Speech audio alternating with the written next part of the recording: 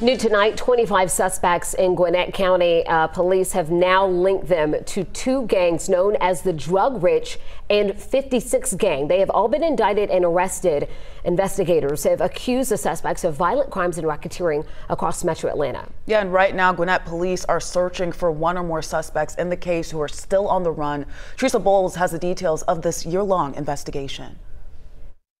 It started with crimes along Boggs Road in Duluth, and Gwinnett police tell me it recently led to a 210-count indictment. Criminal gang street activity threatens our community, our citizens, and our schools, and Gwinnett County will continue to work tirelessly to ensure that those participating or acting in these acts will be prosecuted. And it started with putting these 25 suspects behind bars 3 days ago. After a year-long investigation, Gwinnett County Police Department, along with the help of 8 other agencies, noticed shootings here along Boggs Road in Duluth appeared to be linked to 2 rival gangs, Blitz and the 56 gang. Though many of the alleged gang members are now locked up, Hideshi Vallier with Gwinnett County Police says officers are still looking for an additional suspect. We're glad that we were able to get as many indictments. We still have one outstanding. 22-year-old Kari Kelly from Decatur. Vallier says Kelly is suspected of felony crime related to gang activity. Charges included in the indictment are armed robberies, carjackings, aggravated assaults, felony murder, and more. Back in December, Vallier says the case turned into a RICO investigation, and a grand jury returned a 210-count criminal indictment, taking 25 alleged gang members off the streets and letting the community feel safer at home. We are hoping that the initiative with the gun crime unit and gangs, it starts going down. Vallier says if anyone knows anything about where Kari Kelly is, you're urged to contact Gwinnett Police. In Gwinnett County, Teresa Bowles, 11 Alive News. All right, you guys, this first episode of Hip Hop Hot Seat is called the Drugrixh Indictment.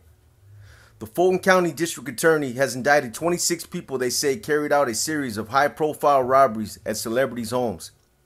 The 220-page indictment alleges that most people named were part of a gang involved in a series of home invasions and burglaries targeting both celebrity and non-celebrity homes in metro Atlanta. These guys were targeting wealthy celebrities and other entertainers who they knew were more likely in possession of large amounts of money or valuables. Some of those were singer Mariah Carey, Real Housewives of Atlanta star Marlo Hampton, Falcon star Calvin Ridley, and Atlanta United star Brad Guzan. These were only 4 of the alleged victims who these guys hit. The indictment charges several alleged members of the Drugrixh gang with Racketeer Influenced and Corrupt Organizations Act, RICO charges.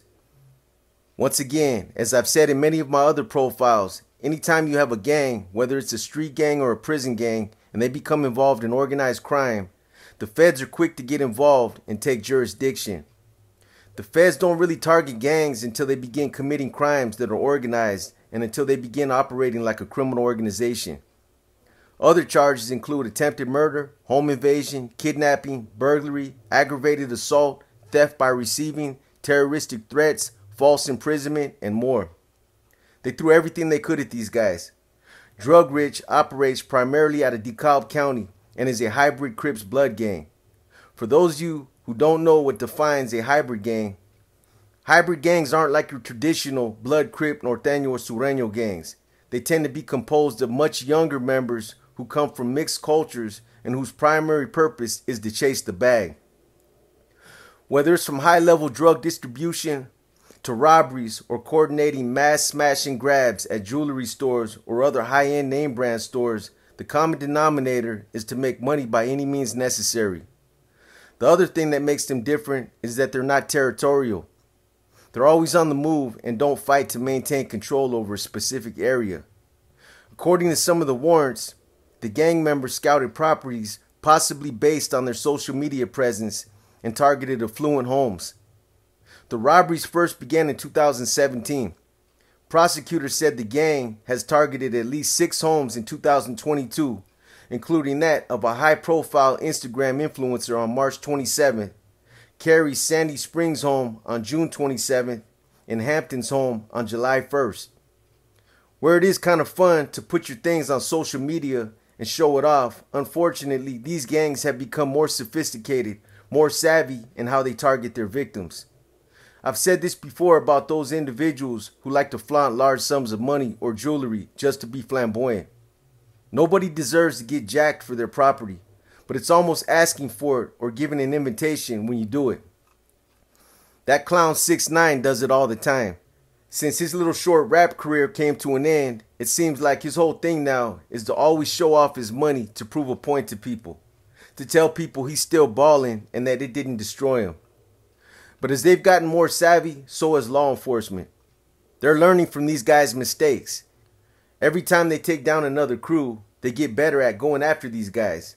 At least 88 charges stem from a 2021 incident where 8 alleged members broke into a home, pulled a 16-year-old girl out of a shower, and threatened to harm the girl if her mother didn't give them the valuables.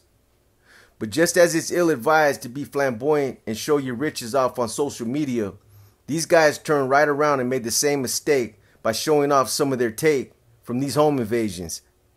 Prosecutors were able to piecemeal the case simply by watching a lot of social media footage. Linked to a 6-year-old street gang called Drugrixh, these guys posted depictions of prescription drug bottles, money symbols, and other identifiers that are also in their tattoos and jewelry. They also used their social media to prove that they knew each other, conspired with each other, and that they promoted their enterprise online. All critical components of putting together a RICO case. Kenzel Walker, who goes by Clairvoyant on Facebook, posted a picture of himself with a large sum of money wearing a Monopoly chain. He was allegedly involved in the crew who hit Mariah Carey's Sandy Springs home. Robert Gunter, another Drugrixh member arrested, posted a picture of himself holding a gun, wearing an RX hat and chain. He was accused of being part of a crew who tried to break into an Atlanta United's player's home. Then they posted a rap song by another member charged, Taylon Barnes, whose lyrics were used against him and the others. The lyrics were incriminating and telltale in helping the district attorney put together the case. He's accused of attempted murder and burglary. In his video, he was also wearing jewelry bearing the RX insignia. And some of the songs used against the gang were lyrics from the song they posted on social media. Phrases like, "Me and my crew out striking all in black, send me the drop, we'll kick in the house, and if we steal a car, we're going to take off the tag," were proof of an overt act in furtherance of the conspiracy. That's another common mistake that a lot of these young rappers make. They use their rap platforms to brag and boast about their crimes with total disregard of the fact that law enforcement is listening too. Keep in mind that these are just snapshots of the social media evidence that's being used against these guys. Prosecutors claimed that they were able to gather a massive amount of social media content over the course of a year's worth of investigation. When this case first broke in August and some of these guys seen the walls closing in on them, 2 prominent rappers, RX Hecht and RX Peso, immediately jumped on social media and denounced any involvement in any of the allegations that the district attorney was alleging against other members of the gang. They knew they would be looked at as leaders or those who held influence, so that was an attempt at damage control. Whether this had any bearing on the case or not is anyone's guess. Only the DA knows. However, they did stay out and weren't charged until the next wave. This is when the indictment involved the gang targeting celebrities, athletes, and entertainers. But then the Gwinnett County District Attorney tied several incidents that took place in Gwinnett County together and expanded the investigation.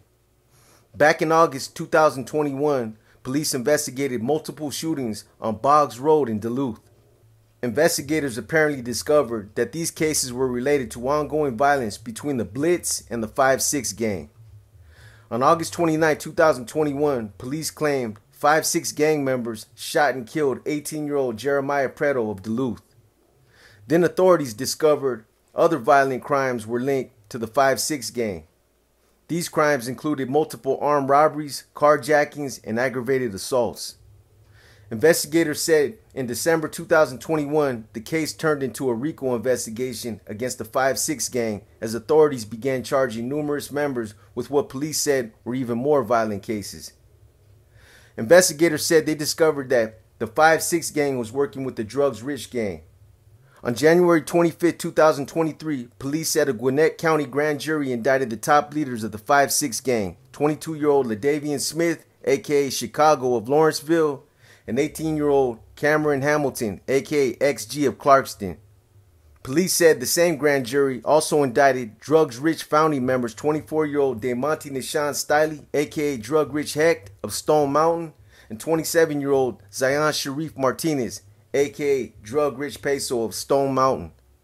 Investigators said 22 additional members of both gangs were indicted on RICO charges. According to the police, 25 of 26 defendants have been arrested.